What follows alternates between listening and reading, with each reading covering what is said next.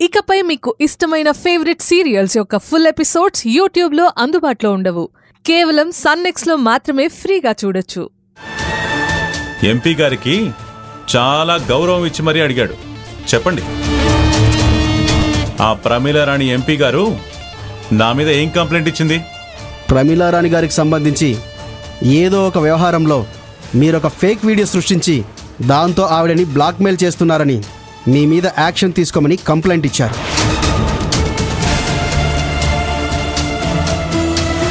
ఇది చాలా, ఇంకేమైనా వివరాలు కావాలా? ఇప్పుడు వస్తారా?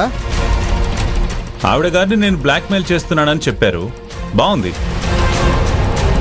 సరే, ఆ వీడియో మీరు చూసారా? చెప్పండి సార్, మా బావగారు అడిగిన దానికి సమాధానం చెప్పండి. అవన్నీ కోర్టు చూసుకుంటుంది.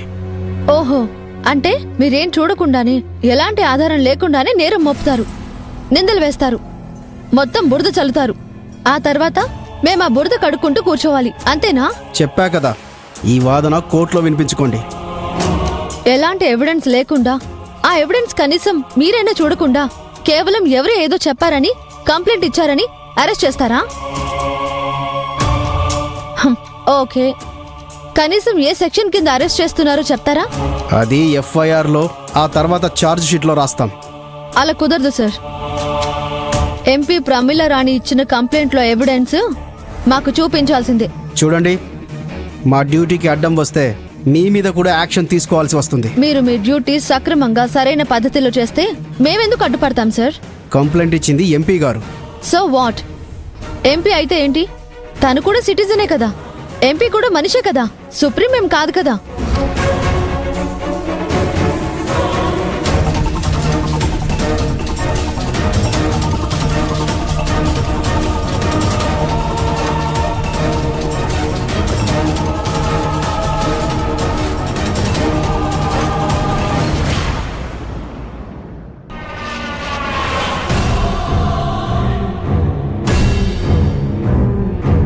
ఎంపీ గారు మీ మీద కంప్లైంట్ ఇచ్చారు.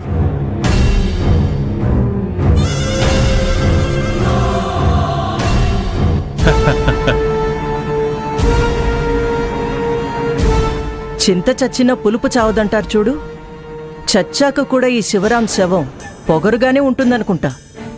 ఆ పొగరు ఇవాల్టితో దిగిపోవాలి. వాడు నా కాళ్ల దగ్గరికి రావాలి, క్షమించమని అడగాలి. వాడి పొగరు నా పాదాల దగ్గర పాదాక్రాంతం చెయ్యాలి.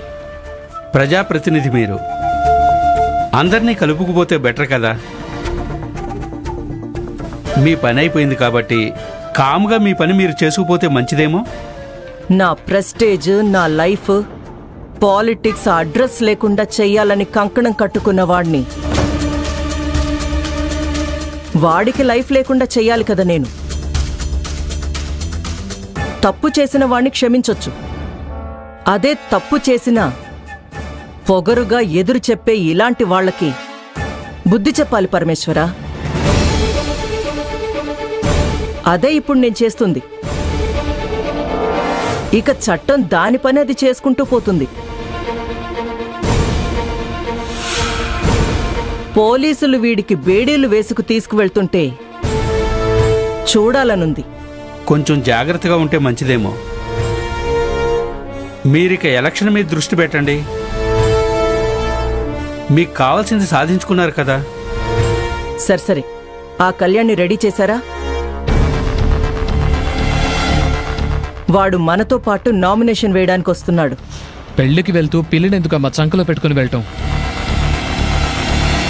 అదే కదరా రాజకీయం. వాడిప్పుడు మన ట్రంప్ కార్డ్. శివరాం మీద చేసిన పని తప్పని చెప్పే సాక్షి. ఇప్పుడు ఆ కళ్యాణ్ని మన వైపు తిప్పుకున్నాం. ఇక ఆ ఇంట్లో అందర్నీ ఒక్కొక్కరిని వీడికి కాకుండా చేసి ప్రమీలారాణి ఎంతవరకు వెళ్లగలదో చూపిస్తా. మేడం, జేసీ ఆఫీస్ దగ్గర కార్యకర్తలందరూ వెయిట్ చేస్తున్నారు. మనం ముందుగానే వెళితే బాగుంటుందేమో. ఎన్నింటికి ఇంట్లో నుంచి బయలుదేరమని పంతులు గారు చెప్పారు? ఇంకో అరగంటలో మనం బయలుదేరాలి మేడం. సరే, మీరు రెడీగా ఉండండి, ఇప్పుడే వస్తా.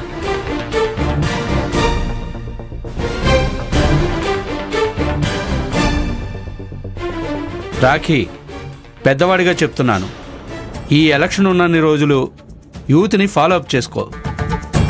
కొంచెం కంట్రోల్లో ఉంటే నీ భవిష్యత్తుకే మంచిది. అంకుల్, నేనెప్పుడు ఏం చేయాలో ఎలా చేయాలో నాకు తెలుసు. నాకు కొన్ని సలహాలు నచ్చవు, నా చెవులు వాటిని తీసుకోవు. చూడండి, మీరు నాతో ఎంత వాదించినా వేస్ట్. శివరాం గారు, మీ అంతట మీరుగా మాతో వస్తే మీకే మంచిది. లేకపోతే కొట్టుకుంటూ తీసుకెళ్తారా? సార్, మా అన్నయ్య మీద చేయి వేస్తే మర్యాదగా ఉండదు. మీరిలా వినరు. అయ్యో, ఏం చేస్తున్నారు?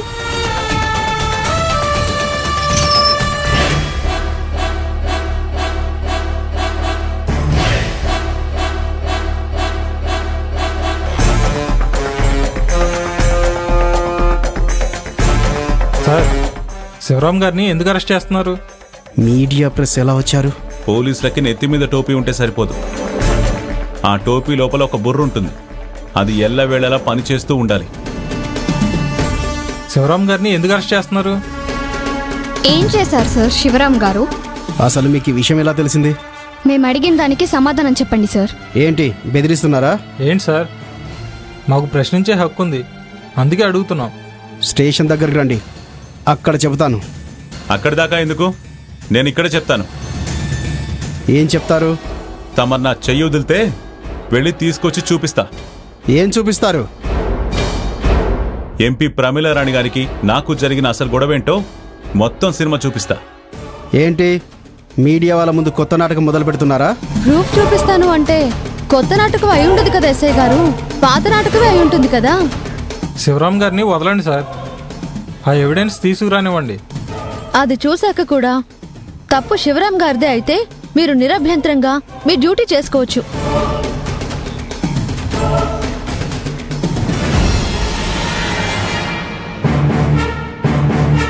కానిస్టేబుల్స్, ఆయన వెనక నుంచి పారిపోతాడేమో, వెళ్ళి చూడండి. అవసరం లేదు, మా వారు అలా పారిపోయే రకం కాదు. ఎస్ఐ గారు, ఏంటిది? ఎవరో ఏదో చెప్తే ఈ విజయవాడలోనే ఎంతో పలుకుబడి పరపతి ఉన్న నా కొడుకుని అరెస్ట్ చేయడానికి వస్తారా? చాలా తప్పు చేస్తున్నారు. ఆ తప్పు తెలుసుకుంటారు. ఇది ల్యాప్టాప్, దీనికి పెన్ డ్రైవ్ కూడా ఉంది. ఎంపీ ప్రమీలారాణి గారి అసలు రూపం, తెర వెనుక రూపం చూడండి. ఇప్పటికైనా నీ అహంకారం, నీ పొగరు నీ మనసులో నుంచి తుడిచిపారే.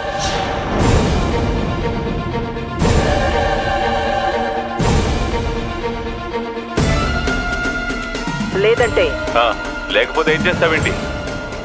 పాతాళానికి తొక్కేస్తా. శివరాం, నేను నిన్ను వదిలేయాలంటే ఏ దిక్కుమాలిన ఆలోచనతో నా కొడుకుని నన్ను రాజకీయంగా దెబ్బ కొట్టాలని చూశావో అదే నోటితో ప్రెస్ మీడియా ముందు అదంతా అబద్ధం, నేనే అదంతా కావాలని చేయించానని చెప్పాలి. చెప్పకపోతే? చెప్పారు కదా ఇక్కడే పాతి పెడతానని. నేను ఇప్పుడు ఈ పెన్ డ్రైవ్ ఈ టీవీ వాళ్ళకి, పత్రికల వాళ్ళకి ఇస్తాను. మీరు వెళ్ళి ప్రమీలారాణిని ఇంట్లో టీవీ ఆన్ చేసుకుని ప్రత్యక్ష ప్రసారం చేసుకోమని చెప్పండి. ఇప్పుడు ఏమంటారు ఎస్ఐ గారు? ప్రమీలారాణి గారికి ఎంపీ టికెట్ ఇవ్వలేదని, హోల్డ్లో పెట్టారని ఇలా శివరాం గారిని బెదిరిస్తారా? ఆవిడ కంప్లైంట్ ఇచ్చిందని మీరు ఎలాంటి వివరాలు తెలుసుకోకుండా శివరాం గారిని ఎలా అరెస్ట్ చేస్తారు సార్?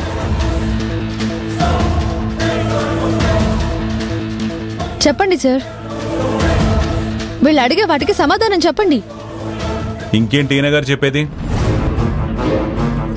ఈ దెబ్బతో ప్రమీలారాణి భాగవతం ప్రపంచం మొత్తానికి తెలుస్తుంది.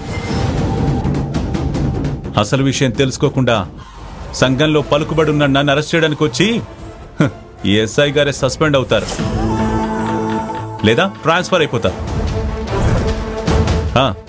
మీ అందరికీ ప్రమీలారాణి చేసిన ఇంకో దుర్మార్గం గురించి కూడా చెప్పాలి. అయ్యో ఎస్ఐ గారు, వెళ్ళిపోతారేంటి? ముఖ్యంగా ఇది మీరే వినాలి. ఆడవాళ్లంటే గౌరవం, ఆడవాళ్లను ఉద్ధరించడానికే నేను పుట్టా. నేను జన్మతః స్త్రీవాదినని చెప్పుకునే ఆ ఎంపీ ప్రమీలారాణి గారు ఏం చేసిందో తెలుసా? నా కూతురు ఐశ్వర్యని కిడ్నాప్ చేయించింది.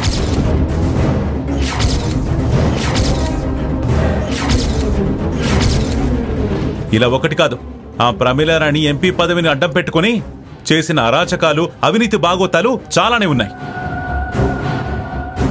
ఆవిడ గారి కొడుకు, వాడి పేరేంటి? Rakesh alias Rocky. వాడో తిరుగుబోతు.